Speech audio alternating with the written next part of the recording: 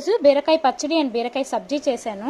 బీరకాయ తొక్క ఉంది కదా, అది ఎప్పుడు కూడా వేస్ట్ చేయకుండా పచ్చడి చేసుకొని వేడి వేడి అన్నానికి కలిపి తింటే చాలా చాలా బాగుంటుందండి. దీంట్లోనే ఫైబర్ ఎక్కువ ఉంటుంది. ఎప్పుడు కూడా ఆ తొక్క మాత్రం పడియొద్దండి. లోపల ఉంది కదా, దాంతో సబ్జీ చేసుకొని చపాతీకి తింటే చాలా బాగుంటుందండి. చూడండి, ఈ బీరకాయ అంతా మా టెర్రస్ పైనే వచ్చింది. బీరకాయ వల్ల చాలా హెల్త్ బెనిఫిట్స్ ఉందండి. ఇది వచ్చి వెయిట్ లాస్ అవ్వడానికి హెల్ప్ చేస్తుంది. దాని తర్వాత లివర్ ఫంక్షన్ కరెక్ట్గా ఉండడానికి హెల్ప్ చేస్తుంది. బాడీ హీట్ రెడ్యూస్ అవ్వడానికి హెల్ప్ చేస్తుంది. అనీమిక్ పేషెంట్స్కి బాగా హెల్ప్ అవుతుంది. డయాబెటిక్ పేషెంట్స్కి షుగర్ లెవెల్ బాగా కంట్రోల్ చేస్తుంది. దాని తర్వాత ఐస్ కూడా బాగా కనిపిస్తాయండి ఇది తింటే. దీనివల్ల ఇంకా చాలా హెల్త్ బెనిఫిట్స్ ఉంది. అందువల్ల అప్పుడప్పుడు మీరు కూడా చేసి తినండి. ఈ బీరకాయ అంతా బాగా వాష్ చేసుకొని తొక్క అంతా తీసుకోవాలి. చూసారా, తొక్క అంతా ఎంత బాగుందో. పడియొద్దు. ఒక కడాయి పెట్టేసి నూనె కొంచెం వేసేసి జీలకర్ర కరివేపాకు వేసేసి 4-5 ఎండుమిర్చి వాష్ చేసుకొని గిల్లేసి వేసుకోవాలి. తర్వాత వెల్లుల్లిపాయ దంచేసి వేసుకోవాలి. తొక్కతో కూడా వేసుకోవచ్చండి. దంచేసి వేసుకున్నాక చూడండి, ఎంత వెల్లుల్లిపాయ వేసుకుంటామో అంత హెల్త్కి చాలా మంచిదండి.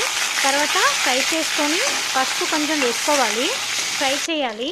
దాని తర్వాత కట్ చేసుకున్న బీరకాయ స్మాల్ పీస్గా కట్ చేసుకున్నాం కదా, అది వేసుకోవాలి. ఫ్రై చేసుకోవాలి. తర్వాత ఉప్పు కొంచెం వేసేసి బాగా మిక్స్ చేసుకోవాలి. 5 మినిట్స్ మూత పెట్టాలి. మీడియం ఫ్లేమ్లో పెట్టేయాలి.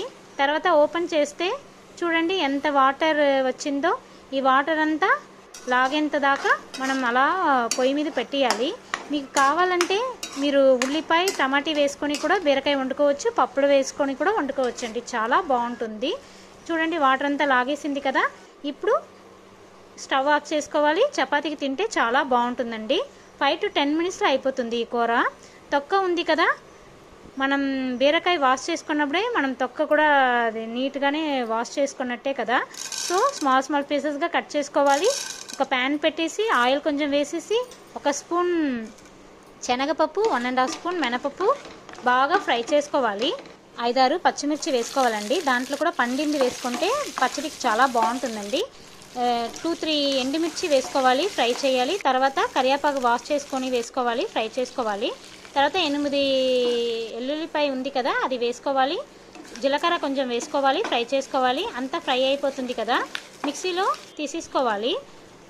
ఆ కడాయిలోనే నూనె కొంచెం వేసుకోవాలి. కట్ చేసుకున్న బీరకాయ తొక్క ఉంది కదా, అది వేసేసుకోవాలి. ఫ్రై చేసుకోవాలి. పక్కన కొంచెం చింతపండు వేడి నీళ్ళలో కొంచెం నానబెట్టేసుకోవాలి. ఫ్రై అయిపోతుంది కదా, ఇప్పుడు స్టవ్ ఆఫ్ చేసుకోవాలి. మిక్సీలో ముందే పప్పు అంతా వేసి ఉంచాం కదా, అది కొంచెం మిక్సీ చేసుకోవాలి.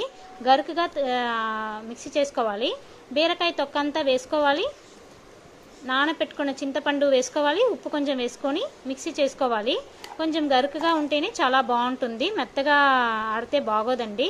అంత అది వేడివేడిగా మనం అన్నానికి వేసి కలిపి తింటే చాలా చాలా బాగుంటుందండి. ఫైబర్ ఎక్కువ ఉండడం వల్ల హెల్త్కి చాలా మంచిది. మీరు కూడా ట్రై చేయండి.